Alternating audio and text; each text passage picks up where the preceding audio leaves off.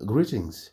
Here's another video asking us to evaluate an integral where we are given the limits. So the question says evaluate the integral 4x to the power 3 minus 3x squared plus 2 dx with the limits 1 and 3. So to evaluate such kind of an integral, all we have to do is apply the integral of ax to the power n rule. So this rule says if you're finding the integral of ax to the power n, all you have to do is write ax to the power n, add 1 to the n, then divide everything by n plus 1. Okay, so this is the rule that we use there. So if you're going to evaluate this integral here, what we are going to do is we are going to split this expression so that it becomes very easy to integrate. So I'm going to say the integral of 4x to the power 3 dx minus the integral of 3x squared dx plus the integral of 2 dx. So what we're going to do here is now we're going to work out these integrals one by one. So the first part is 4x to the power 3. This is the integral of 4x to the power 3. We just get this whole thing here. 4x to the power 3, add 1 to the 3. Then here we have what? 3 plus 1 also. So this will be 4x to the power 4 divided by 3 plus 1 is what? 4. So this and this will cancel. I'll remain with x to the power 4. So meaning that the integral of 4x to the power 3 with respect to x will just give us x to the power 4 minus, let's pick the second part. Let's see what it gives us. So the second part here, we are finding the integral of 3x squared dx. So what we do here is we pick this 3x squared, add 1 there, then we do the same down here. We say 2 plus 1. So this will be 3x to the power 3 over, what is 2 plus 1?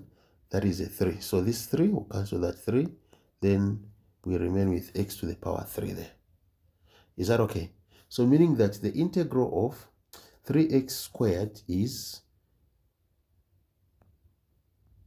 x to the power 3. Once we are done with that, we go to the next part here. So we're finding the integral of 2 dx.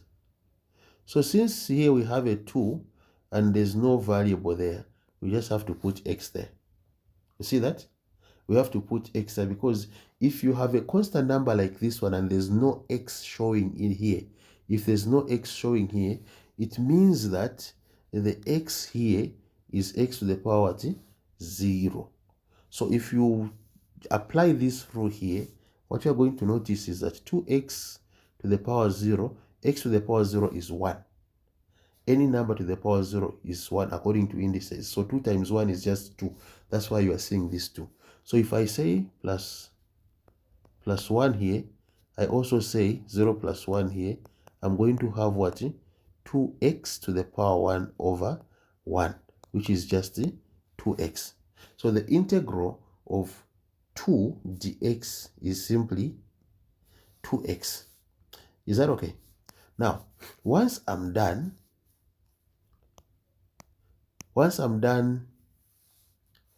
integrating my expression and I have this integrated expression here now, it becomes very easy for me because all I have to do is I put this whole thing in brackets like this.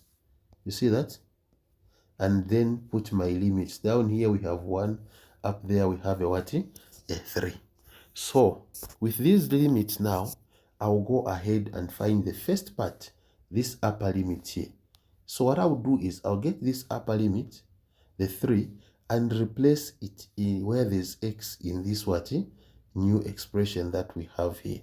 That will give us what we call the upper limit. So I'll just name it I3 there. So what I'll do is I'll say 3 to the power 4 minus 3 to the power 3 plus 2 times 3 there. See that? So if you simplify this using your calculator, you'll see that it is going to give you a 60. Okay? This is going to give you what?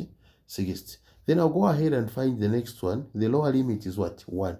So I1 is equals to 1 to the power 4. So I'm putting 1 in this expression that is in the brackets. Wherever there's x, I'm putting 1. 1 to the power 4 minus 1 to the power 3 plus 2 times 1.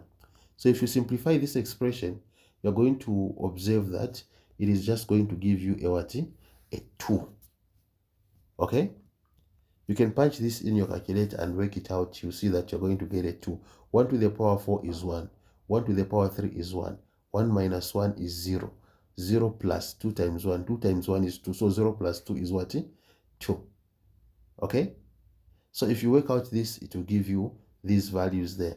Then finally, we're going to say, therefore, the integral that we need is found by the value that we want to find there is found by subtracting the upper limit minus the lower limit, this one here.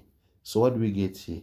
We're going to have 60 minus 2, which just gives us what?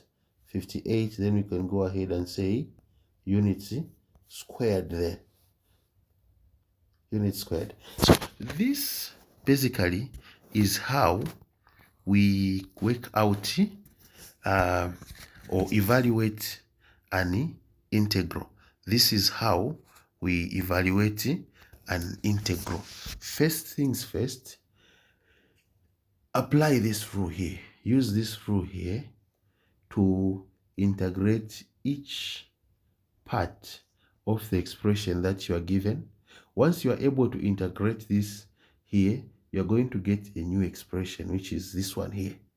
Getting this new expression, first get the upper limit. Upper limit means the number which is on top on your integral. Get that number and put wherever there's x in your expression. So put it there and see what it gives you. In our case, we got 60 there. You see that?